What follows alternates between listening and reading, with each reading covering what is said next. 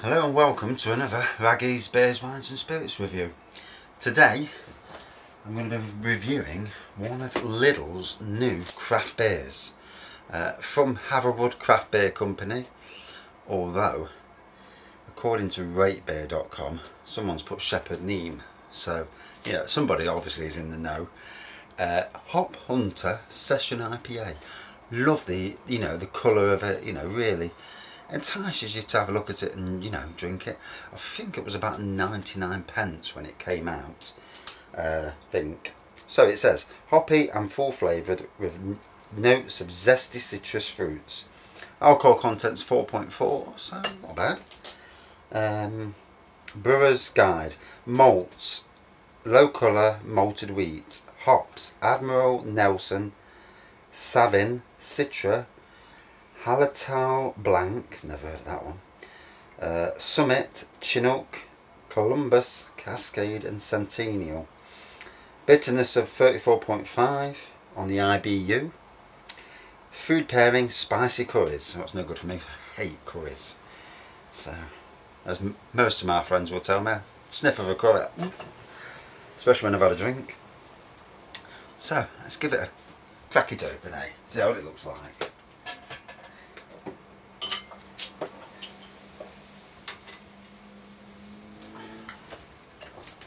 Do apologise for the glass, used it last night for that late night review. Try not to do late night reviews because it don't seem to look any good on the camcorder. So yeah, lovely white head on it, good head on it, plenty of carbonation lacing. Nice, I'd say that's just like a straw goldy colour.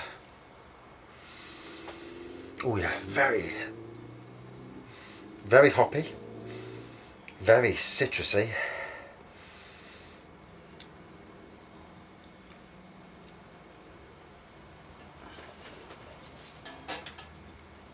I've just looked on ratebeer.com, there's free reviews because this is basically pretty new to the market.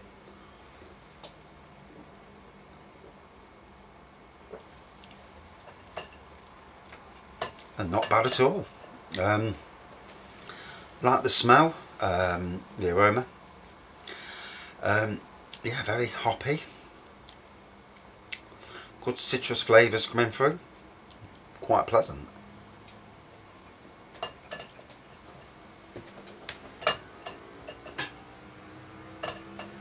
Yeah, not bad at all. No, I'll have a look at the reviews, see what other people say. If I can get to the reviews. Pee off. Right. So, 3.2 out of 5 for this one. Bottle Lidl, clear gold, thick and firm, a firmly white head. Nose has gluey malts, some sulphur, some toffee, some floral, citrus notes. Taste: initially sweet and toffee-like, turning oily citrus bitter. Light to medium body, lively carbonation. Another one, 3.3. Deep yellow, clear and flat.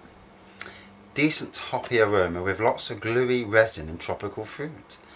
Bittersweet taste, more malt heavy than expected with a bit of mango and persimmon in the finish. I could taste mango, thinking about it. I don't know what persimmon is, so. Oily body, yeah, there is a bit of oiliness in it. It's not unpleasant, don't take it as like you're drinking oil, but it's not bad at all. Medium carbonation, this ain't bad, and yeah. Initial tasting, yeah, it's quite nice. It's got a nice look to it. You can still see the carbonation. It's still retaining a very thin head.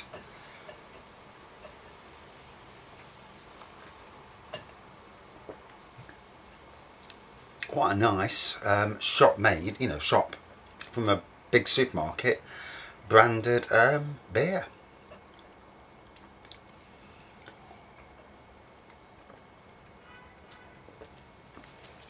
I can't see these beers having a long life because I think supermarkets, unless it's a mega seller, you're never going to, well, you'd hope that, if something's a mega seller, you'll never get rid of it.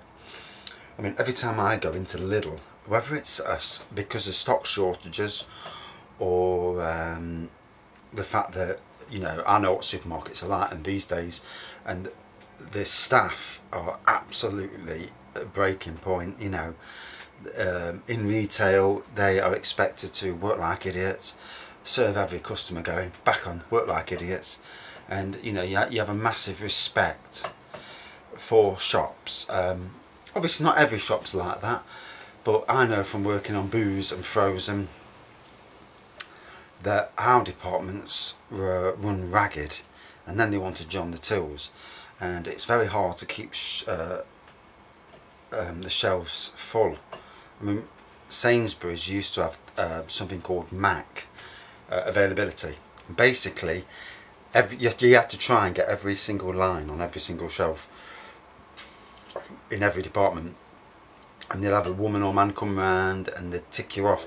And I tell you what, we all ran around like the clappers trying to get make sure there was something on every shelf, and if it was in multiple locations, it had to be in those locations. It was hard work, but over the years, the BWS department at Arnold, we did really well. We hardly ever, you know, had a problem. But it was good, you know. And from a shopper's point of view, I go into a shop, whatever shop that is, and if I've gone in for a specific thing, I want to buy that thing. And you know, shops have these systems in place, certainly Sainsbury's do, where, you know, if something is selling well, they'll up the availability for it, or they'll at least try, you know. But us ourselves, as somebody who worked on BWS, if I thought something was going to be a big seller, I would go on the system and up the numbers to try and generate more in, because I know it's going to sell well. We weren't always successful, because sometimes they just didn't have the stock, you know.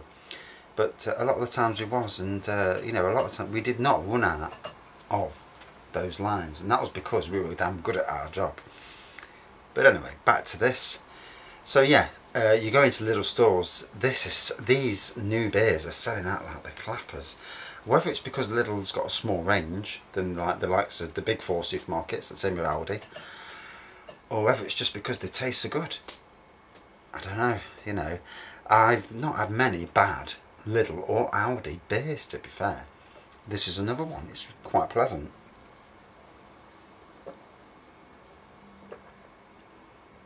Not bad at all. You know, you can't knock these cheaper beers. And if it is Shepard and Neame doing them, then so it's changed. Shepard and Neame did actually sell a load of beers through Lidl for about £1 and upwards years ago, and then all of a sudden the Hatherwood brand came out, which is, to me, is just a name, and the likes of Marston's and Shepard and Neame brew for them. And you know, it happens at Sainsbury's and Tesco's. They all do. They've got the Sainsbury's have got the Taste Difference brands. Tesco's got the Finest. Asda's got the Extra Special. So they all do it. You know, it's not. But they are actually. But they're on them. You actually can see that it's made by Marston's. With this, there's no. Yeah, it just says brewed for Lidl. It doesn't say anything other than that. You know, under the Hatherwood name. But if that's how they want to play it, that, you know, it's their way of, you know, promoting their stock, and it might be a way of trying to fool a regular customer into thinking, oh, this Hatherwood brand, yeah, this beer company's really good.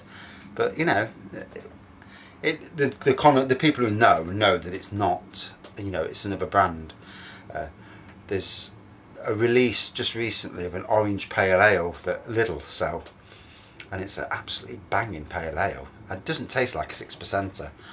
And then, but they also Marston's brought out an orange pale ale, which was slightly, I think it was about 5.3.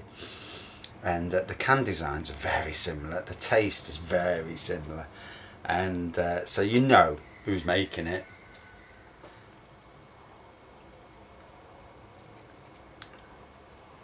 So yeah, pleasant beer. It seems to me, I'm not sure if it's, you know, that the beers that you're not expecting a lot from are the ones that surprise you. The beers that you've drank before, like Doom Bar and some of the others that I've drank, Old Roger as well, I was well disappointed with that. these beers that you're not expecting a lot from are actually surpassing, you know, your expectations. Like Harry Potter said, exceeding expectations, definitely. So for this beer, pleasant beer, you know, good looking. Price is very good. So, very drinkable. You definitely can drink more than one of these, you know. Very nice. 4.4. Good taste, good aftertaste, nice smell. Yeah, pretty bang on. 4.4 out of 5. I've got to start writing these down. I've got 113 reviews to go through now, so I need a flowchart to write everything down, because at some stage I'll do a top 10, and I'll do my worst ones as well, just so it triggers my brain. And also, if I do a re-review, I want to see if a beer's changed in a year or two after reviewing it. I mean, I won't be reviewing the same beers every 6 months, because it's no point, but sometimes it's interesting just to do that. And interesting to do a review of a beer that's gone out of date, because sometimes the out of date beers are a lot stronger. I had some Old Peculiar, which was a hell of a lot stronger than it's advertised, but it was damn nice, you know. So if you go around car boots, I went round to a car boot in Calverton, not far from here, and there was some some beers in like 4 for £1, which is a steal. 1 minute. Mark Patterson, he's put that thing up. I sent him the thing, and he's put it down in Facebook saying my cousin. Right, I'm back. The wife comes in, starts interfering with the beer reviews. It's just not good enough. So yeah, it's actually turned out to be a really nice beer. Definitely drinkable. Definitely want to have again. And that's it. The end to another beer review. Hophunter Session IPA. One to watch out for. Thanks for watching. See you soon.